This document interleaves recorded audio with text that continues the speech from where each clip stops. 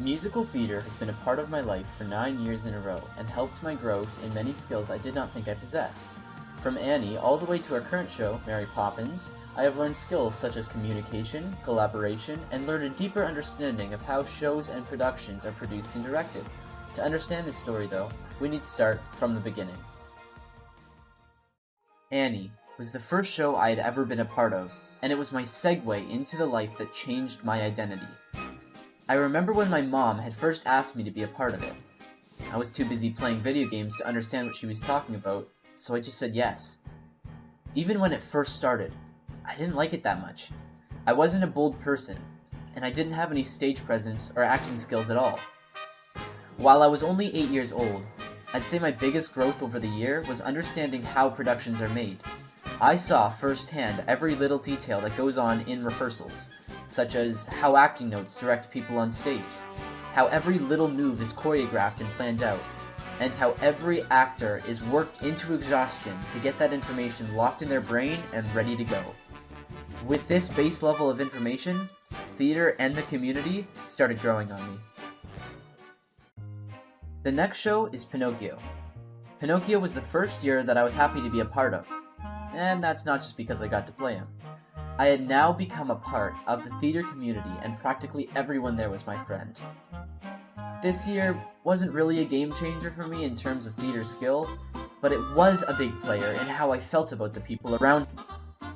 While I started growing bonds with people, I started understanding more of the collaboration within theater and how it is a must. Without everybody doing their each individual part, the show couldn't go on as amazing as it would. No matter who you are on stage, you are just as important as anyone else. Seussical the Musical, the one that everyone this year pronounced as Zeus. This show was so much fun, but ironically, I would not have said the same thing at the time. I didn't really like this show that much, and for good reasons. I was casted as Thing 1. Yup, besides Thing 2, I was the only character in the show that had no solo lines and pretty much just walked around being a support character. In fact, my main job was to move sets and props on and off stage, because I could move freely and things would look normal, rather than a backstage person running on stage to move something off.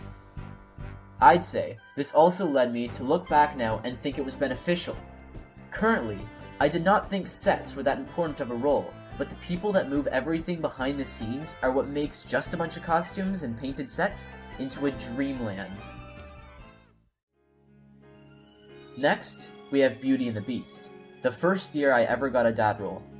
This was an interesting year. Nothing significant happened. I can best describe the final product of our show as the best of the last 3 years of practice combined. It was amazing. We didn't have much to learn.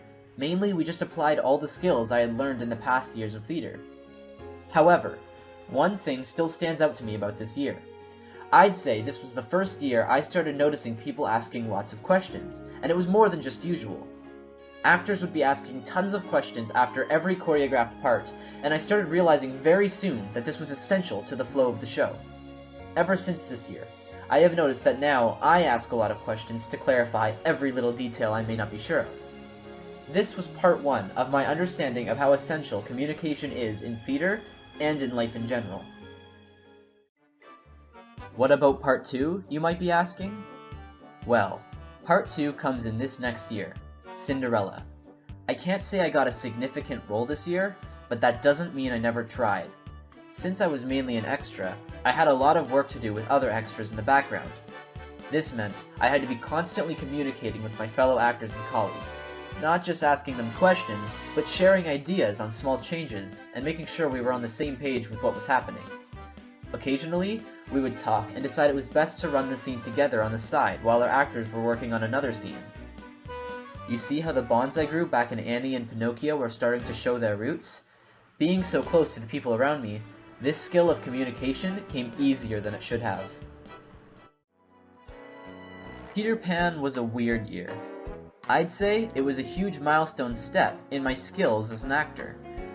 There are 3 skills that everybody should know and have if they want to be a musical theater actor: singing, acting, and dancing. Without these skills, a show would not be able to go on that smoothly, no matter how much communication or collaboration went into it. At this point, I understood how theater worked, but I had not developed any of these skills yet. I remember during theater week, the week right before the show where we rehearsed for 12 hours each day for the entire week, some of my friends were in the changing rooms and were belting some songs. Belting is a term used for singing loudly to hit a higher note. It was for the first time, but I tried my best and realized I was able to belt an A, which is the highest note a tenor must hit. This surprised me, as it is not an easy thing to do, and it sparked a huge love in singing, which I had not had before. One I still have to this day.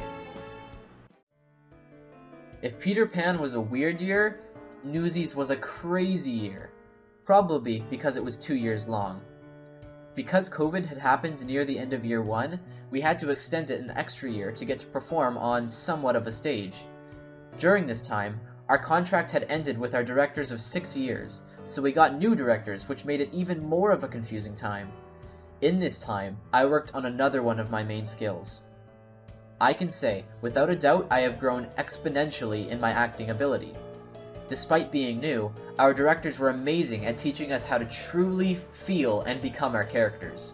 We learned how to walk like our characters, how to talk like them, and even how to feel like them. All the time, we learned how to do it our way. We didn't learn so much how to play our character, but how we play our character. The past years, we had always been told how to be our character and what to do. Now, we were given a chance to add our own creative flair. An extremely paraphrased, but still accurate quote from my acting coach best describes it. A lot has happened to your character, but how does that make you, Michael Hackett, feel? And how does that make you, Michael Hackett, act when you feel like that? Be that. Be the feeling, not the character. Lastly, we have the current year, Mary Poppins. This year, I hope to develop my last skill in dancing. I can't say much about this year as it just started out, but I can say much about how all of these skills point towards my future. Over the past few years, I have come to find a love in media creation, and not just in musical theater. I have created tons of videos for YouTube on subjects I enjoy, developed projects such as book plots and video game ideas, which I never got to finishing, and even directed my own little skit for Humanities 11 with a friend. What do all of these have in common? I use skills I had learned from the past years of theater to help me. Without learning how shows are directed, I would not have known what to do when faced with making a skit for Humanities. Without communication or collaboration, I would not have had such an easy time making content for YouTube or my other products. In both cases, I had to reach out to others for advice and collaboration. Along with this, a good amount of acting and dramatizing is used when creating content for things such as YouTube. With all of these skills, I hope to grow in media creation and seek it out as a future career. As far as my love for singing goes, there's not much I can do with that in terms of a future career, or at least, not one that I'm interested in pursuing. For the most part, I think it's best that my skill in singing stays somewhat of a hobby. That way, I'm not trying super hard or getting competitive and ruining what is already really fun. But anyways, this was the story of the past 9 years of theater and how they have helped me grow as a person. Thank you for watching.